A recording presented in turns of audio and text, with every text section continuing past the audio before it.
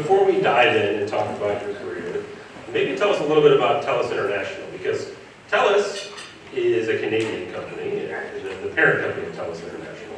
So what are you doing in Philadelphia? That's the real question, if you're a Canadian company.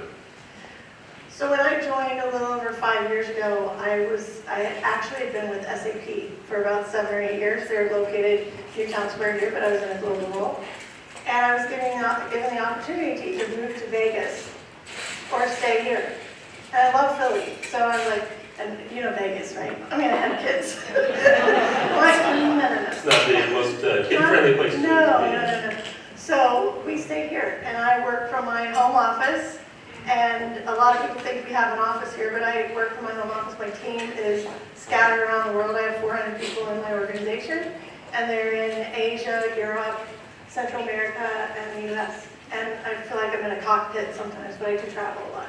So TELUS, the parent company, it's telecom. That's kind of its roots, mostly Western Canada. Yeah. What does TELUS International do? How does it fit into the business? So several years ago, first off, TELUS is telecom, and it's similar to Verizon. So we have internet, wireless, wireline, etc. We also have a division called TELUS Health, which manages all the health records and things for Canada, which I think we could use something like that here.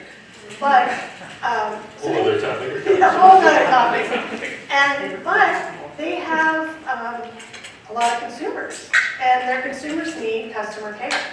And so they have a large customer care operation in Canada, but they also needed some backup, and so they started looking out in different regions. They found this company in the Philippines about 11 years ago that was very similar in culture. We have an amazing culture, and it was very similar in that sort of culture of the giving back to where you live and all these kind of things. And so they partnered with them and then bought them. And then other companies were like, well, you guys are doing such a great job, would you do that for us? So next thing you know, we're in the BPO industry. So now we are supporting over 75 plus companies in a variety of industries, telecom being one of them. TELUS is one of our largest, more strategic customers, but it's not our biggest customer by far. We have others that are equal in size. And so, it's always been that if we can do it for TELUS and we can keep them happy, because they're a tough customer, by the way. Just because they're your parent doesn't mean that, you know how parents are, right? It's actually worse. It's worse. They're tougher on you. We know you can do better. Exactly. So if we can satisfy them, we can satisfy a lot of other customers. And one customer that is been in the news, they've advertised that their partner is Google. So our customers are companies that you all know. You know their brands, you wear them, you use them, you ride them, all different things. Yeah. So you got 400 L&D folks across the world. You also have 28,000 employees, US, Canada, Europe, Central America, Asia. So you're truly global in your enterprise. All right, so that's all interesting. But let's talk about you and your career path, not just TELUS, but sort of your career path and what got you started. So you did not begin in L&D. No. You came out of the software development space. So why, of all things, did you go from software development into learning and development? You know what? I actually wanted to be a cowgirl, and I ended up as an L&D software programmer. And I kept thinking there's got to be something different than software, right? It was really, I wasn't happy about it. My dad was the one who forced, parents forced me into that area because I was always into logic and math and all that kind of stuff. But when I was a software developer, I noticed that the more I progressed in my career, the farther away I got from people. And then when a user had a problem with software or whatever, I was the one who either volunteered or was sent to go explain how something worked. Next thing you know, I'm doing this in front of conferences and all sorts, and I'm thinking, and it was like a part-time thing. I was in sales support, they pulled me in to teach something. I went into marketing, I had to teach something. And then I was in technical support, it's like, Michelle, can you teach this? And I met my husband in one of my classes, by the way, he was a customer.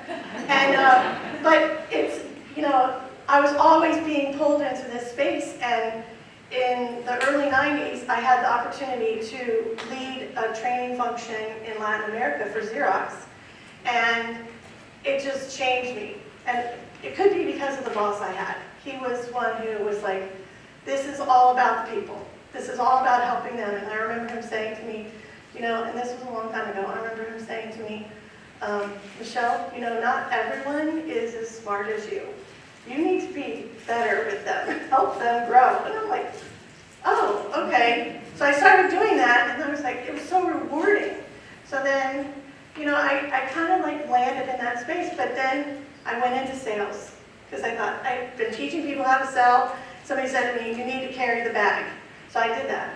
So I did that for a few years, and then back over to learning. And it just kept, it's like a draw, like it just pulls you. And at this point, I think this is where I'll be forever. Yeah, you mentioned when we talked a couple weeks ago that you felt like helping people succeed is the best place for you. That's sort of where you found your mission and the place you want to be. Well, I believe everybody wants to be successful. Actually, I don't think I've met anyone who said, you know what, I don't want to be successful. So I figure my job is to help them be successful and help the company be successful at the same time. So it keeps me motivated. Yeah. And bottom line, L&D is also a great way to date. Yes. Yes. 25 years. Well, you kind of probably laid it all out there in the classroom. He knew what he was getting. I was a tough instructor too. I made him miss his tea time, and he still fell in love with me. So I don't know. Well, let's talk a little bit more specifically about that outside experience that you have and how that affects your L&D work. Because that sort of role of the learning and development leader, chief learning officer, coming in, not growing up in the L&D organization, very formally, is fairly common. What do you think you bring as an advantage from somebody who has worked in software development, done sales, done sort of that customer-facing role sometimes? Ann mentioned it earlier about business acumen, and I've been in high tech. I was with Xerox for a number of years. Before that, I was in retail, city government, and then with SAP software company, and now TELUS. And I think that well-rounded experience of what goes on in a business in different areas of the business is extremely helpful. In 2005, I went back to school and got my MBA because I felt like I needed to know more about the finances and that aspect of it. And it gives me a whole different perspective. So I'm always focused on, is this going to help the business? And I know a lot of learning and development professionals that don't think that way. They think, oh, this is a great class, people are going to love this, yet it's not useful. It's not useful to the business, it doesn't move the needle at all. And I think differently, and I also think efficiently. So I think that business perspective of how can we get the most for our money. TELUS International does not have a huge learning budget. And I heard some people talking about budgets and stuff, and the first 2 years actually, I was in the role, we had 0. So 2 years, no budget. And it was like, how do you build stuff and do stuff for the company when you have no money? We do it internally. And so we did that. But then after 2 years, and we launched our Learning at TI roadmap, which has won all these awards, our CEO was just like blown away. And he's like, Michelle, anything you need, money, resources, approvals, I'll give it to you. And today he is still our biggest supporter. So you mentioned, kind of looking at it from a different point of view, it probably would have been helpful to know before you stepped in the role that your budget was 0. It would have been. Are there other things that you wish you would have known before you came to the role that in hindsight would have been helpful? Well, when they hired me, they told me I would have 4 people. And they didn't mention that the 4 people were all your personalities. Exactly. Exactly. And so I was going to have 4 people, and then my boss, who's our chief corporate officer now, she said, so let's look and see in all the regions, they had no global learning and development at all. They had just regional pieces, and it was like, oh, let's develop these people this way or this way. And it was not working. Our attrition was through the roof. Our engagement was plummeting. And it just was not working, and they knew they didn't really have a good leadership pipeline. And we were growing 20% year over year. So they said, Michelle, come in, your mandate is to build a leadership pipeline with no money and 4 people. I'm like, that's going to be so much fun. But I started looking in the regions and finding people that had anything to do with learning. And I pulled them into my network. Next thing you know, I had 50 people. And so then, but they didn't have learning and development background. I had to teach them. So that was fun. So you're building this pipeline, building the programs and teaching the people who are doing it now. And so it took a while to get to the point where we had something that we could really launch.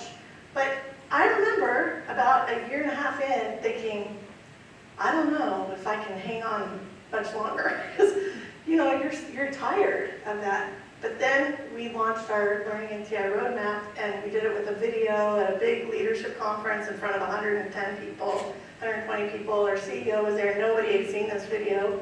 And I played it, and I was like, I don't know what's going to happen, but he was back at the back of the room, and he's kind of talking to my boss, and I'm thinking, okay, this is when I get fired, because this is it.